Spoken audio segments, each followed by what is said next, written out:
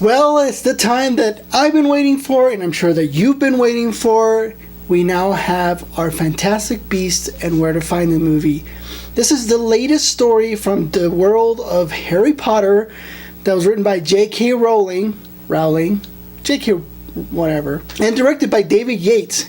Now, you may have recognized the name because he also directed 4 of the Harry Potter movies that are out. So pretty much half of the movies that were made in that story was directed by this guy. And then now he's going to direct all Fantastic Beasts movies. So there's 5 total. So he's going to have a huge footprint in the Harry Potter universe. This brings back an interesting team up. So we got J.K. Rowling, David Yates, and also David Heyman. He also was a big producer on the Harry Potter movies. So these guys got together and bring us Fantastic Beasts. I don't know if my intro clapping gave anything away about what I thought about the movie. I wasn't trying to be sarcastic.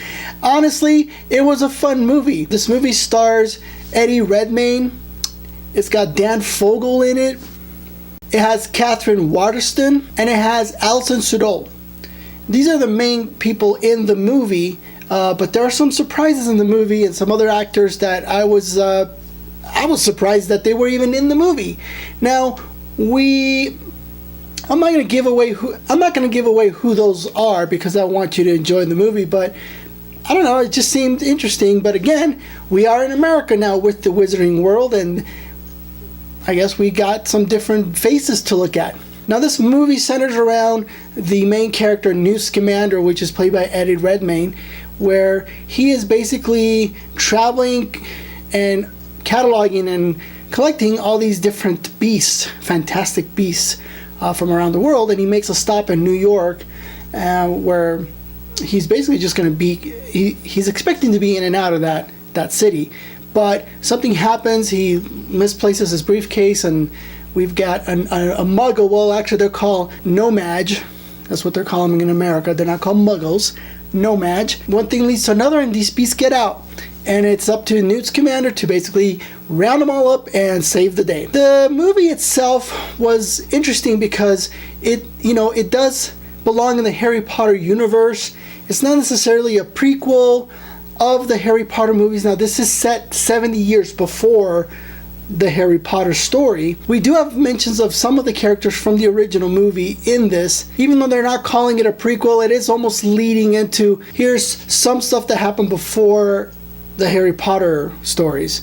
So I thought that was kind of interesting that they're like almost shying away from it, but they're not. Overall, the movie and the tone was great. They did a great job with the story. They did a great job with the actors. They did a great job with the effects. It's definitely a good time.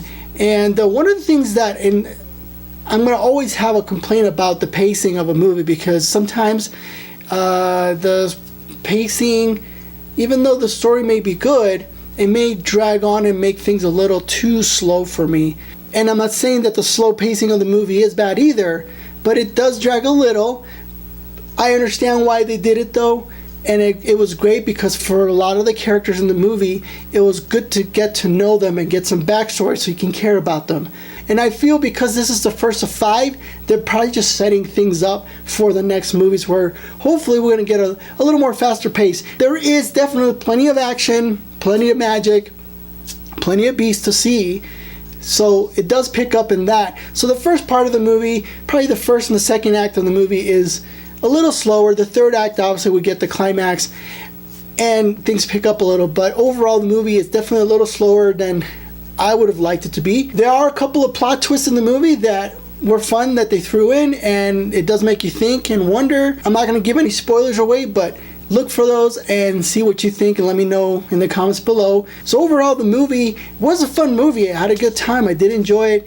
A little slow. I will definitely own this when it comes out on Blu-ray. I think everyone that is excited to see it, you're going to love it. If you're a Harry Potter fan, I'm going to actually start giving grades. I think that's going to be better. It makes it easier for me and makes it easier for you. So for me, I'm going to definitely give this a B, a solid B. I would give it an A, but it did drag a little, and it's not, I don't think there's anything wrong with it. It could definitely have been a little better. Let me know what you think in the comments below.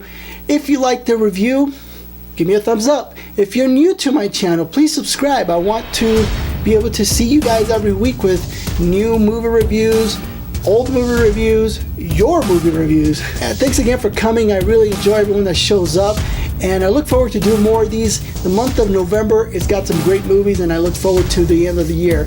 As always, I hope that you guys are watching movies, because I know that I am.